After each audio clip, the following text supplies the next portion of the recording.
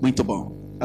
Nós vamos dar início, então, à nossa escola bíblica dominical. Podem se sentar, todos. Vamos dar início, então, à nossa escola bíblica dominical. E nós vamos continuar, ou terminar, o estudo que nós começamos na aula passada. Na aula passada, nós começamos a falar da carta do apóstolo João, a primeira carta do apóstolo João. Começamos a falar da pureza da fé, né? Quem lembra? Estudo da aula passada. E nós falamos muitas coisas.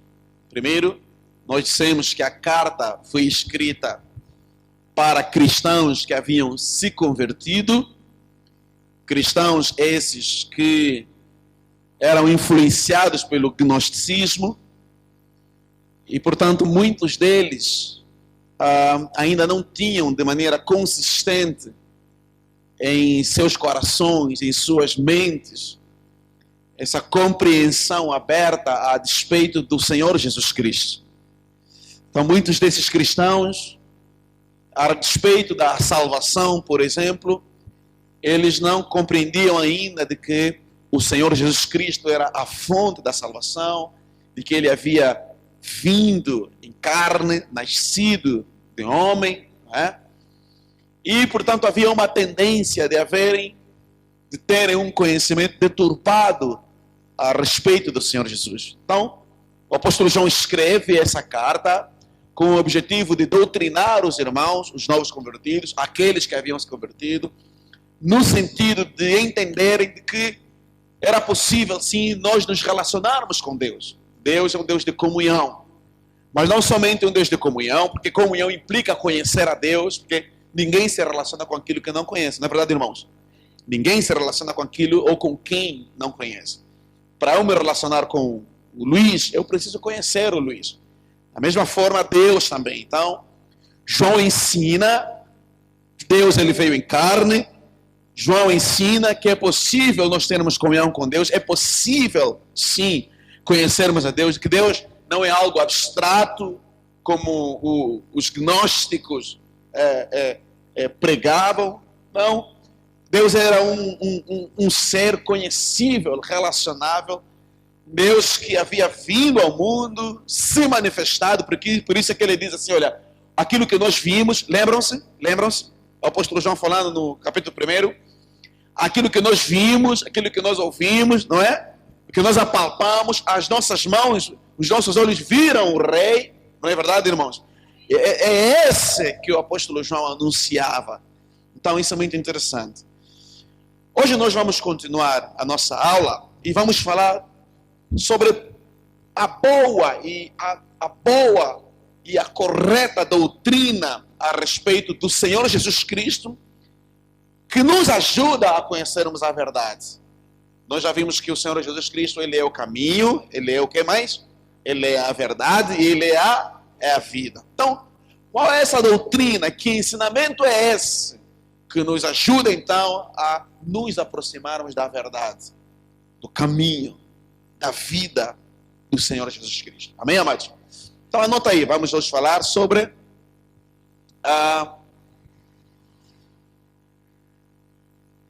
o que é, ou o fruto da boa doutrina. Vamos então falar sobre o fruto da boa doutrina. Tá?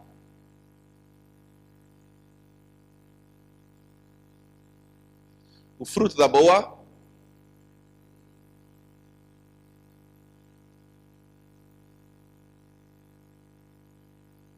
doutrina. Antes de nós falarmos sobre o fruto da boa doutrina, vamos tentar conceituar o que é doutrina. Então, o que é doutrina?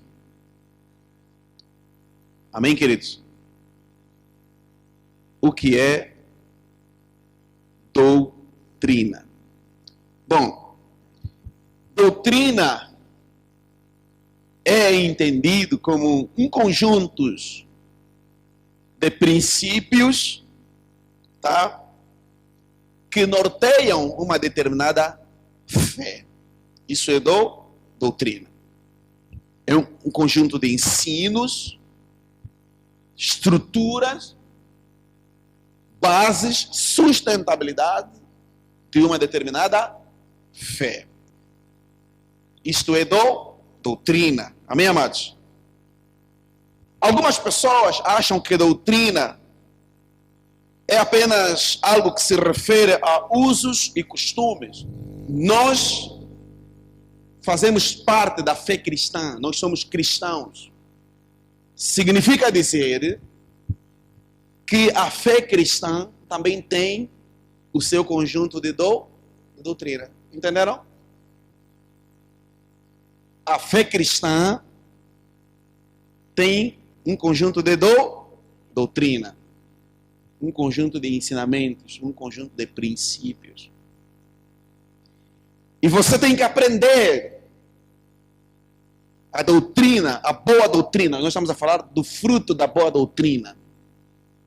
Portanto, você tem que aprender, primeiro, quais são as doutrinas básicas do cristianismo e o que isso produz. É isso que o apóstolo João explica aqui.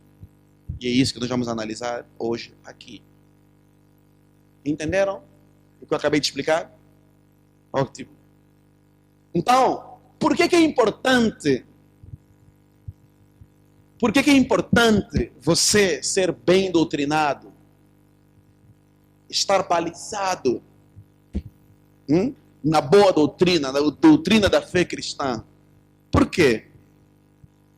Porque são justamente as doutrinas, ou a boa doutrina, que vai te levar, enquanto cristão, a ter uma conduta comprometida com a verdade. Estão a entender o que eu estou explicando, jovens? Quanto mais você conhecer a boa doutrina, quanto mais você conhecer, isso, conhecer é estudar, aprender, se aplicar, ler. Quanto mais você aprender a boa doutrina, mais no teu coração nascerá o desejo sincero de você se comprometer com Deus através do Senhor Jesus Cristo, que é a base, o fundamento do cristianismo. Significa dizer o quê? Preste muita atenção. Sem que você entenda, por exemplo, a moral cristã, os valores, os princípios de Deus estabelecidos na Bíblia Sagrada, através dos evangelhos, as epístolas, tá? Se você não entender isso, se você não compreender isso, como é que você vai ser moldado no teu padrão de vida, no teu comportamento, no teu estilo de vida? Vejam, a Bíblia diz que a palavra do Senhor, ela tem poder para mudar os nossos corações. A palavra tem poder para mudar os nossos corações. A palavra tem poder para curar, é ou não é verdade? A palavra tem poder para libertar, é ou não é verdade? Quem mais que a palavra tem poder? Teodoro? Transformar, muito bom. Amém, amados? Agora, se a palavra tem poder para fazer tudo isso que nós falamos aqui, então é necessário que eu entenda, que eu conheça a palavra. Se eu não entender, não conhecer a palavra, a Bíblia diz que eu serei levado por todo o vento da doutrina, serei como a onda do mar, quando impelida e agitada pelo vento. E o grande problema hoje que nós atravessamos, no mundo em que nós estamos a viver, no cristianismo que nós temos, sobretudo cá em Angola, é justamente esse. Em muitos lugares, em muitas igrejas, infelizmente, não se ensina a boa doutrina. E também tem cristão que não valoriza aprender. Os cristãos gostam muito de oba-oba. Gostam de igrejas que só é milagre, milagre, milagre, milagre. Vida financeira, vida financeira, vida financeira, cura, cura, cura, mas não sabem mais nada a respeito de Cristo Jesus, a respeito da boa doutrina, da doutrina verdadeira. Amém, amados? Então preste muita atenção, é importante você compreender as Escrituras, porque isso é a base da boa doutrina. Amém, amados? Portanto, volto a explicar o que eu falei na minha introdução. O que o apóstolo João explica aqui, nesta carta primeira de João, é justamente isso, levar os cristãos, os irmãos, a compreenderem a doutrina correta, o ensinamento certo. Porque um professor pode ensinar bem, um professor pode ensinar mal. Um professor pode ser bom, um professor pode ser péssimo, desqualificado para a função. Assim também um pastor pode ser bom para ensinar, como pode ser desqualificado para ensinar. Você também pode aprender da maneira correta ou pode aprender da maneira incorreta. Estão a entender o que eu estou explicando, irmãos? Amém? Estão a compreender mesmo? Você pode dizer glória a Deus?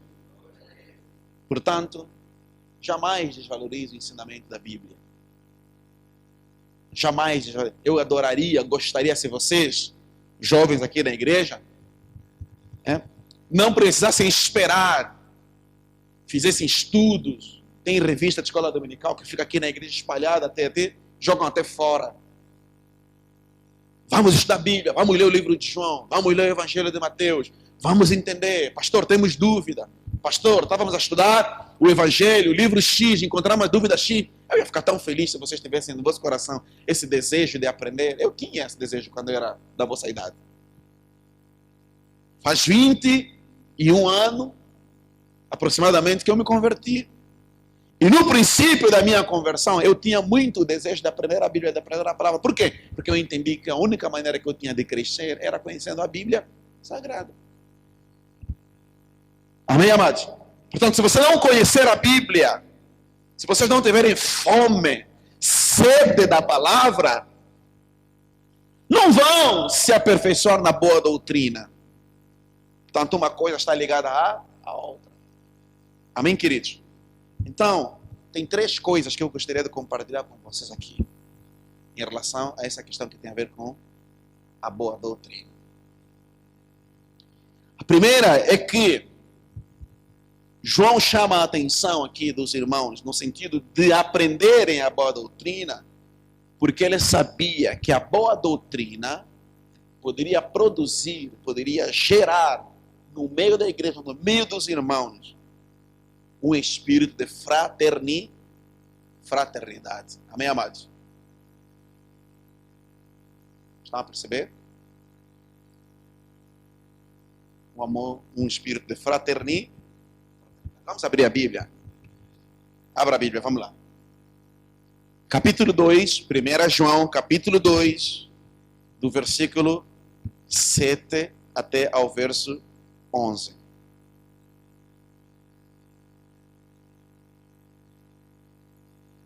Vamos lá, capítulo 2, do 7 ao 11. O que diz?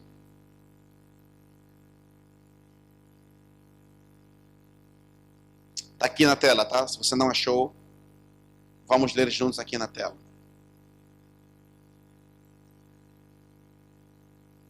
Amém? O que diz?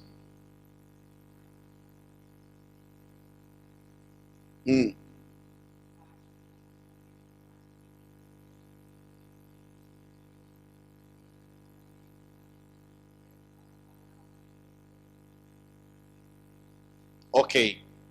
Olha o que João está dizendo. Eu não vos escrevo o quê? Mandamento novo. Paulo está dizendo assim. Ele está dizendo, João está dizendo assim. Irmãos, eu não estou a escrever para vocês algo que vocês já não saibam. Se ele está dizendo que o mandamento não é novo, ele está dizendo o quê? É um mandamento antigo. Logo, é algo que não é novidade, que eles já conhecem. Entendeu, Teodoro? Entendeu? Portanto, veja só que interessante, hein? Eu vos escrevo o quê? Mandamento antigo. mandamento que desde o quê? O que ele diz aqui? Está aqui na tela. Desde o quê? Desde o princípio, vocês tiveram, ou vós tivestes. Amém, amados? Estão a perceber? Eu não vos escrevo um mandamento novo, mas um mandamento antigo. Versículo 7, continuando ainda. Ele diz o quê? Este mandamento antigo é o quê? É a palavra que desde o princípio ouvistes. Amém, amados? Olhem só o que João está dizendo. Eu não vos escrevo um mandamento novo, mas vos escrevo um mandamento antigo. E esse mandamento antigo que eu vos escrevo é a palavra que desde o princípio ouviste. Senta direito, filho. Cláudio, lhe dá cocoto. Amém, amados? Abra a Bíblia. Amém, amados? Esse mandamento é a palavra que desde o princípio ouvistes. Nós já lemos aqui no domingo passado, no capítulo 1, no versículo 1 e 2, o apóstolo João dizendo assim, capítulo 1, estamos? O que ele diz? O que era desde o princípio, o que ouvimos, o que vimos com os nossos olhos, o que temos contemplado, e as nossas mãos tocaram a palavra da vida. Então ele está falando do Senhor Jesus Cristo. Jesus, ele é o caminho, a verdade, e ele é a vida. Verso 8, volto aqui no versículo 8. O que diz? Outra vez vos escrevo um mandamento novo, que é verdadeiro. Nele e em vós. Amém, amados? Porque vão passando as trevas e já a verdadeira luz alumia. Jesus diz assim, eu sou a luz do mundo. Quem me segue não andará em trevas, mas terá a luz da vida. Você pode dizer glória a Deus por isso? Aleluia. Amém, amados? Eu sou a luz do mundo. Quem me segue jamais andará em trevas, mas terá a luz da vida. E é isso que o apóstolo João está dizendo aqui. Versículo 9. Aquele que diz que está na luz, veja, Jesus ele é a luz do mundo. Agora, João está dizendo, aquele que diz que está na luz e aborrece a seus irmãos, seu irmão, até agora está onde? Está nas trevas. Então ele é mentiroso. Por quê? Porque ele diz que está na luz, mas como ele aborrecer, a palavra aborrecer, está aqui, significa fazer ao teu irmão aquilo que é contrário ao que Jesus ensina, ou seja, é quando nós não procedermos com amor, esse amor fraterno entre nós, este amor que nos leva a olhar para o outro e a encará-lo como irmão. Nós somos o que em Cristo Jesus, irmãos? Somos o que? Somos irmãos. Obrigado, Luiz. Amém, amados? Nós somos o que? Irmãos. Temos o mesmo Pai, que é Deus em nós, por intermédio do Senhor Jesus Cristo. Então, se eu digo que eu amo a Cristo Jesus, mas eu não amo você, eu não amo você com amor fraternal, João está dizendo que eu não estou na luz, eu estou nas trevas. Amém, amados? Trevas é uma palavra para expressar que quem age em nós não é o Espírito Santo de Deus, não é o Senhor Jesus Cristo, mas quem age em nós é o próprio diabo. Lembrem-se que o diabo veio para roubar, matar e destruir. Não é verdade, irmãos? Ok. Então, cuidado para que o teu coração não se deixe levar pelas trevas. Amém, amados? Não se deixe levar pela maldade, por aquilo que é ruim, que é mau aos olhos de Deus. Mas que o bem possa guiar, guardar as nossas vidas. Guarda. Amém? Então, olha só.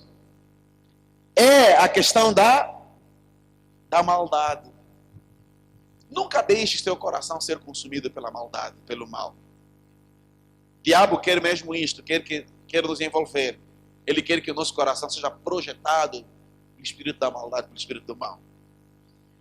Então, verso 10, o que diz? Alguém pode ler? Está aqui na tela, bem alto. O seu irmão está na luz.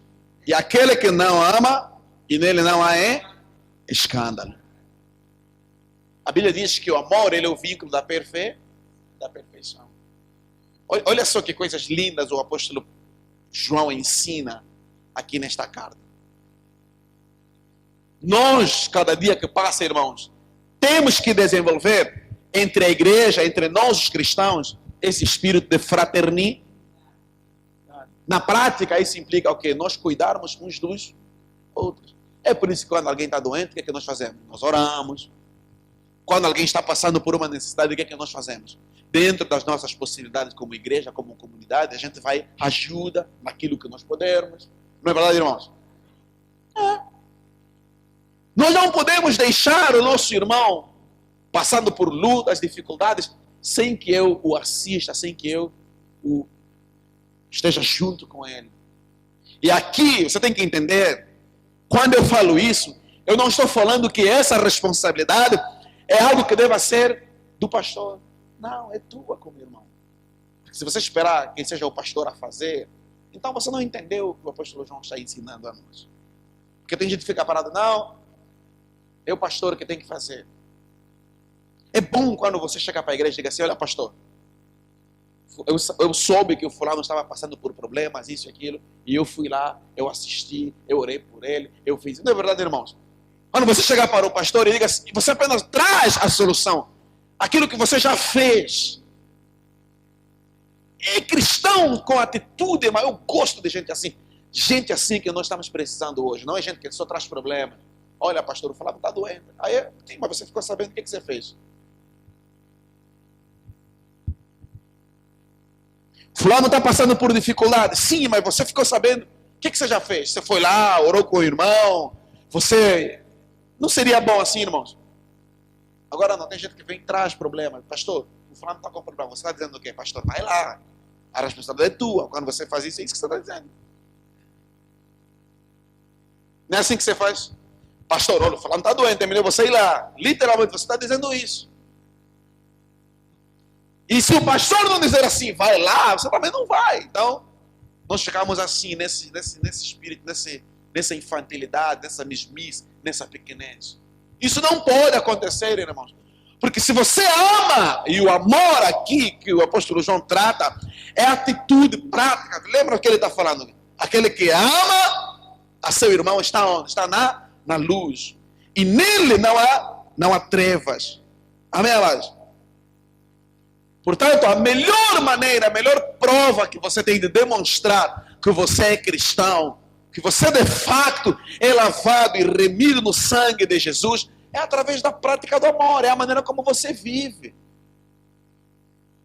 Não é ser um cristão menininho, infantilzinho, cheio de nhenhenhé, mimimi. Está na hora de a igreja acordar. Não é por aquilo que nós falamos, não é a prática da palavra, irmãos. É a prática da verdade. Vão compreender o que eu estou falando, irmãos? Quem está compreendendo, levanta a mão, pode dizer glória a Deus. É isso. É a prática da verdade. Cláudio, vai receber os jovens. Eles estão vindo aqui, são meus convidados. Coloca-os aqui assentados. Amém, amados? Então, é a prática da verdade. Porque falar só por falar, todo mundo fala, não é verdade, irmãos? Não é verdade, irmãos? Armando, tudo bem? Senta aqui, Seja bem-vindo, sejam bem-vindos.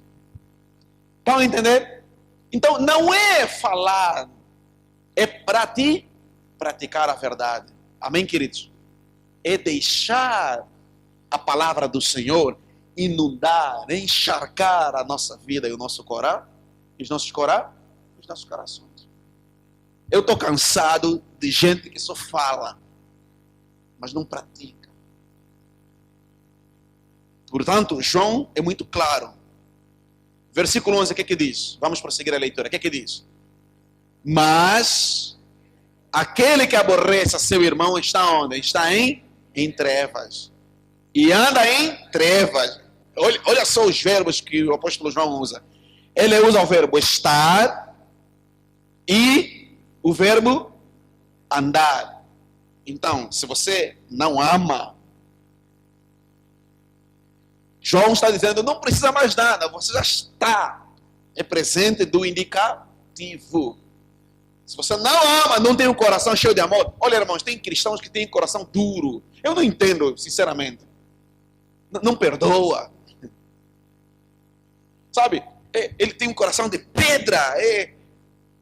Tipo assim, ele fala, basicamente ele fala assim, não me pisa no calo, se alguém me pisar no calo, vai me ver. Não, irmão, isso não é espírito cristão. O cristão não pode ter esse espírito dentro de si. Amém, amados? Não pode. Quem está entendendo pode dizer glória a Deus. Aleluia, glória a Deus mesmo. Então, se nós não os amarmos fraternalmente, nós estamos em trevas. É o que o apóstolo João está dizendo aqui. Amém, amados? E olha, ele continua, ele diz assim, anda nas trevas, vírgula, e não sabe para onde deva ir. E claro, quem está nas trevas não sabe mesmo onde vai ir. Você já viu um cego, né? Quem está nas trevas só tem escuridão nos olhos. Amém, amados? Porque as trevas lhe cegaram os olhos. Quem entendeu? Diga glória a Deus. É isso. Então, a chave do cristianismo é o amor. É o amor fraternal. Vou dizer uma coisa para vocês aqui nessa manhã. O mundo não está precisando de mais doutores, mais engenheiros, mais médicos. Não, o mundo está precisando de mais amor. É amor, é a chave para o mundo. Cá no nosso país, a igreja está precisando de amar mais. Amém, queridos? Estamos a precisar de amar mais. Vamos lá, capítulo 3. 1 de João, capítulo 3. Corra lá, vamos lá, capítulo 3. O que é que diz? Capítulo 3, versículo do 11 ao 24. Ah lá, do 11 ao 24. Está aqui na tela, se você não trouxe Bíblia. Olha aí, o que é que diz? Do 11 ao 24. Vamos lá. Porque esta é a mensagem que dele ouvistes desde o princípio. Qual é a mensagem que ouvimos de Jesus desde o princípio? Qual é a mensagem? Está aqui, irmão. Qual é a mensagem? Vamos lá, igreja. Qual é a mensagem? Vamos repetir todos. Qual é a mensagem? Que nos amemos uns aos outros. Qual é a mensagem, irmãos? Fraternidade. Que nos amemos uns aos outros. Verso 12. O que é que diz? Aqui ele dá um exemplo. Ele vai buscar um exemplo do Antigo Testamento e tenta e incorpora na mensagem que ele está escrevendo para os cristãos, a quem ele está dirigindo a carta. Verso 12 diz assim: amem-se, não como Caim, que era do maligno, que por causa da inveja fez o quê? Matou a seu irmão. E por que o matou? Olha só a explicação que abre. Por isso que eu digo que você tem que entender a Bíblia, tem que ler a Bíblia, tem que se aperfeiçoar nas Escrituras, tem que ter prazer em ler a Bíblia Sagrada. Por que Caim matou Abel? Por quê? Por causa das suas obras, que eram más, e as do seu irmão eram justas. Era muito fácil Caim mudar. Bastasse apenas que, ao invés dele deixar o mal dominar o seu coração, que ele fizesse o quê? Que ele se arrependesse, que ele se convertesse, que ele pedisse perdão a Deus, que ele voltasse para Deus e oferecesse o sacrifício a Deus, tal como Seu irmão Abel ofereceu com o coração limpo, com o coração aberto, com o coração cheio de amor. Está cheio de gente nas igrejas hoje que Deus não recebe o seu sacrifício. Amém, amados? Por mais que você traga milhões na igreja, porque eu vou doar, vou investir. Irmãos, se o coração não tiver amor, o que diz a Bíblia em 1 Coríntios, capítulo 13? Que é a carta do amor. Eu amo demais 1 Coríntios, capítulo 13. Quer ver? Salta um pouquinho aqui. Nesse capítulo. Volta lá em 1 Coríntios, capítulo 11. 1 Coríntios, capítulo 11. Capítulo 13. Capítulo 11 de 1 Coríntios fala da supremacia do amor. O que diz a Bíblia? Versículo 1. Ainda que eu falasse a língua dos homens e dos anjos, se não tivesse amor, seria o quê? Como o metal que soa, ou como o sino que?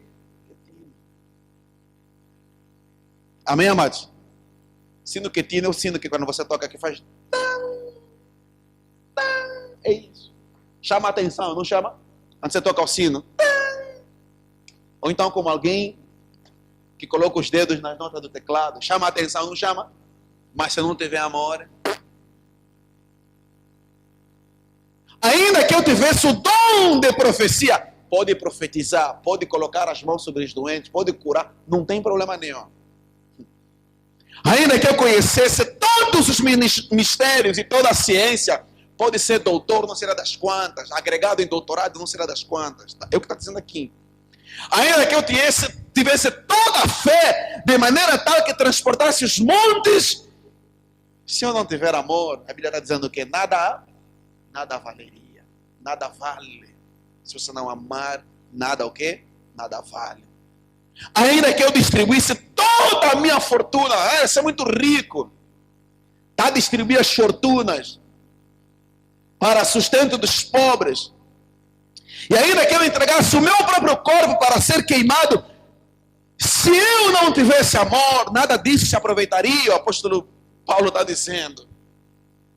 Então, a chave da Bíblia Sagrada, a chave das Escrituras, a chave do Novo Testamento, irmãos, é o amor. Amém, queridos? É o amor. Agora volta lá outra vez em 1 João, capítulo 3. É o amor. Amém, queridos irmãos? É o amor. Se a igreja não amar, olha, tem um escritor, aliás, pastor. Quem já ouviu falar? Martin Luther King.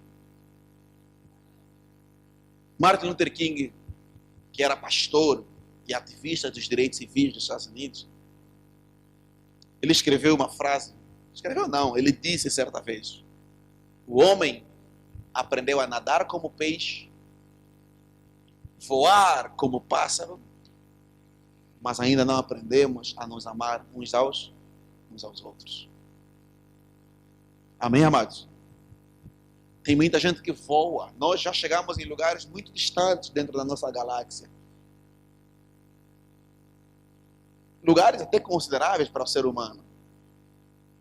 Já investimos bilhões e trilhões de dólares em armamento que você nem imagina. Olha, o mundo tem tanto armamento que destruiria esse mundo mais de 40 vezes. Amém? Nada. Misericórdia.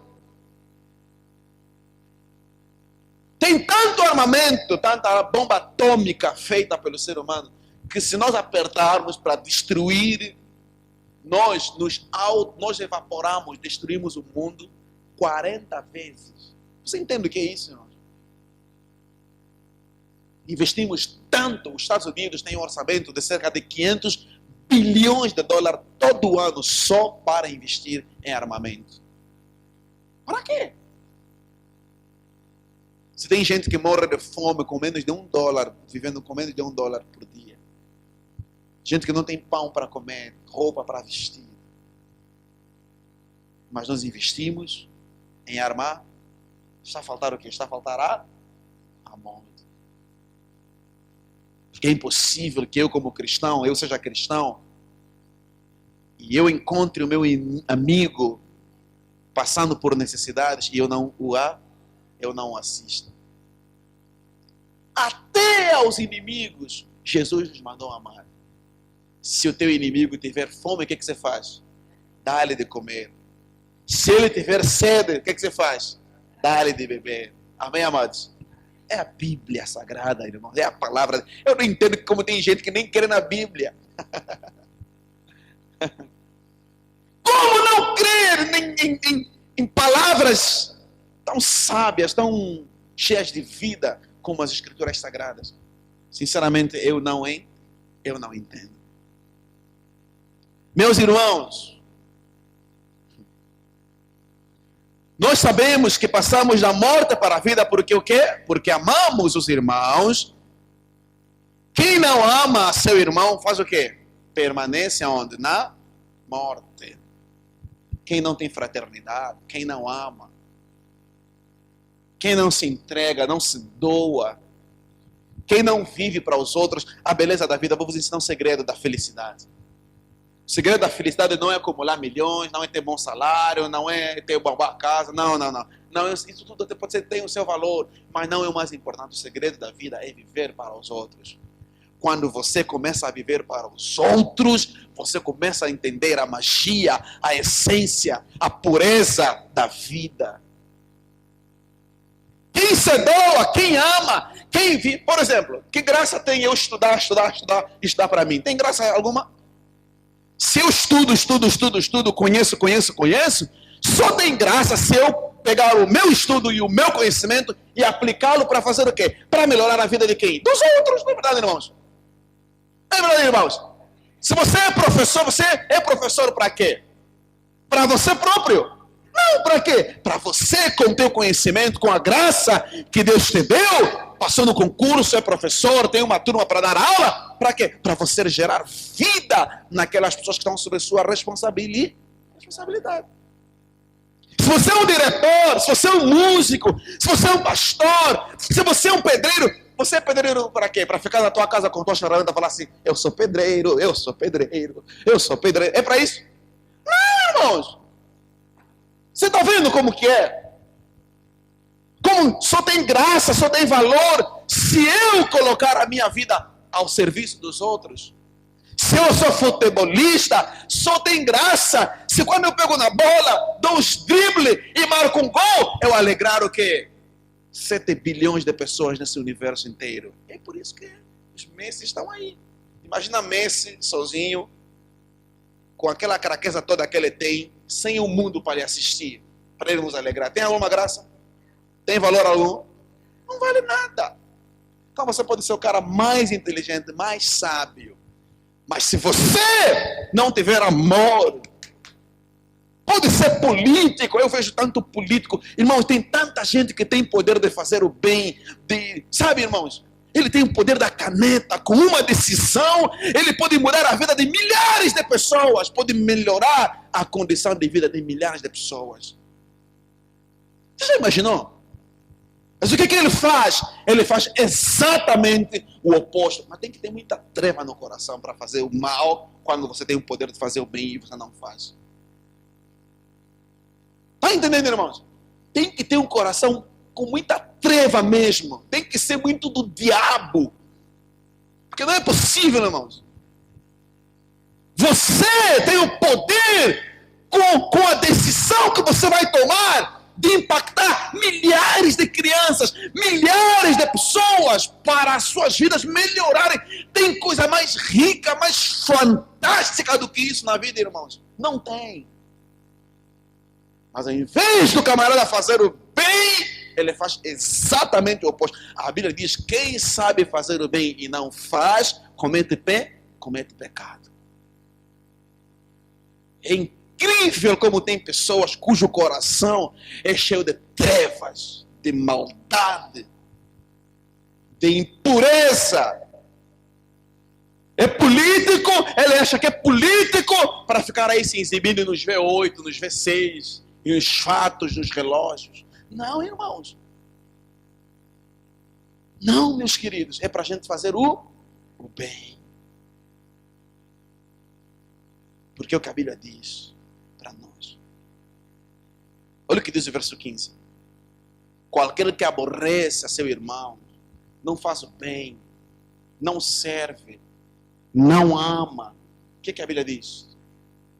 Ele é o quê? Equivalente a um homem? Equivalente a um homem? A um homem? Está aí, irmãos.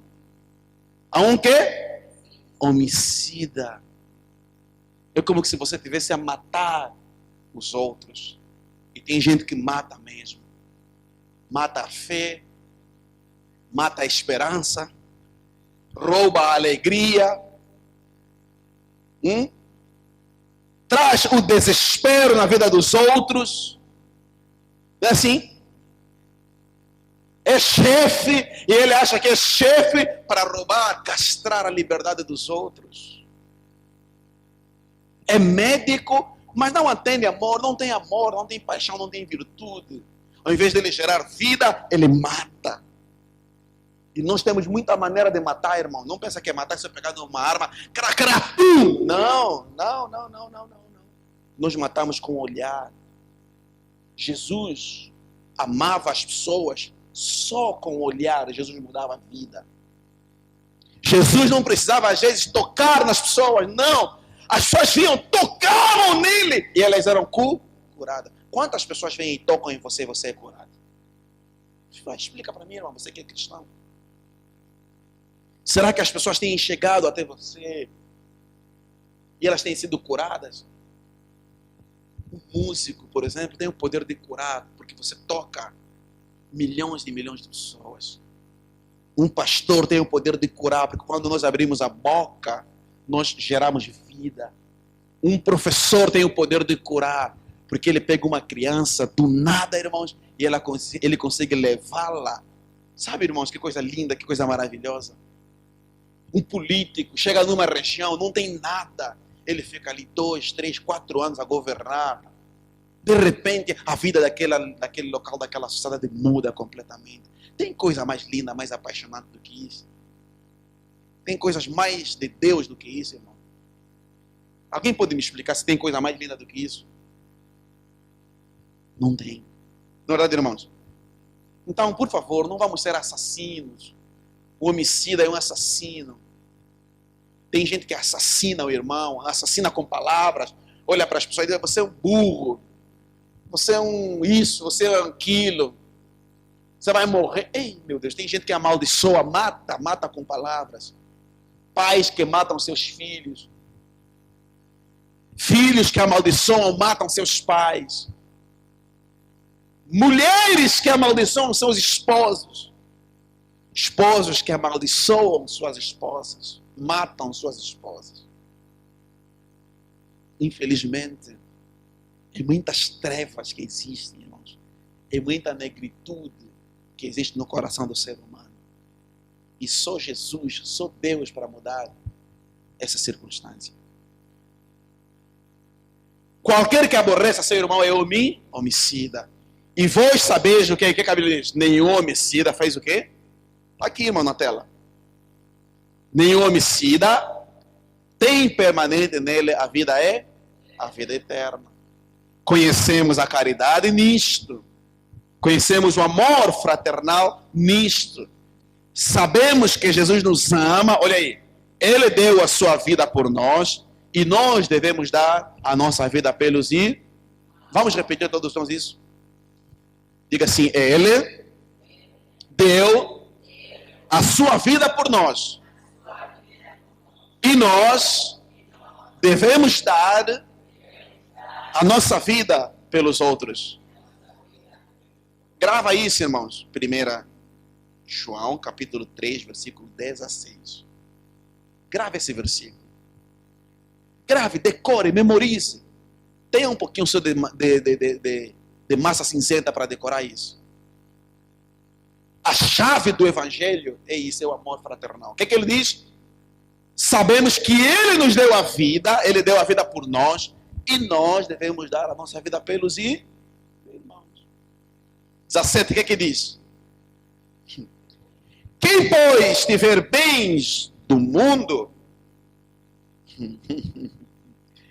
e vendo seu irmão necessitado lhe cerrar o seu coração, como estará nele a caridade de Deus? Essa semana eu fiquei envergonhado de ser angolano. Essa semana me senti envergonhado de ser angolano. Quando a Procuradoria-Geral da República divulgou, vocês viram os noticiários? Viram os noticiários? Viram o noticiário mesmo? Viram? A Procuradoria-Geral da República divulgou lá em Luanda de tanta corrupção que tem. Uns camaradas aí, um pequeno grupo nesse país, um camarada sozinho tem mais de 1.100 apartamentos. Para quê? Esses caras são doentes. Hã? Nós aqui ralando pra caramba, não temos nem uma casa, nem... Quem aqui tem casa própria? Levanta a mão assim. Quem aqui tem um apartamento? Tá vendo? Os camaradas têm mil. O dia tem quantos? O ano tem quantos dias? Yeah. Se ele construir os 1.000, ele pode dormir um dia numa casa, sai, desce, vai na outra, depois sai, vai na outra, depois sai, assim, tá vendo? Durante um ano, ele ainda só vai dormir em 365 apartamentos. As pessoas não entendem a loucura que é isso. 2 anos, ele não vai acabar de dormir em todos. Ele vai demorar quase 3 anos para dormir em todos os apartamentos. Mas aquilo tudo é de quem? É dele, é meu. É tipicamente aquele camarada que chegou para Jesus. Falou para Jesus, Senhor, eu tenho tudo. Lembram daquele camarada? Aquele rico? Lembram-se? O camarada tinha tudo, construiu celeiros, ampliou a empresa, ganhou muito dinheiro. Depois ele sozinho sentou e falou assim, agora minha alma folga e descansa. Jesus chegou para ele e falou assim, você é louco. Esta noite te pedirão a tua alma e o que tens para quem será. Ou seja, você vai morrer, rapaz. Isso tudo que você tem vai ficar com quem? Para quê? Nós não precisamos nada disso, irmãos. Está a faltar é amor. Esse país não precisa de mais doutores, mais engenheiros. Está a faltar amor nos corações. Meu Deus, a igreja tem que pregar isso. A igreja tem que pregar nos corações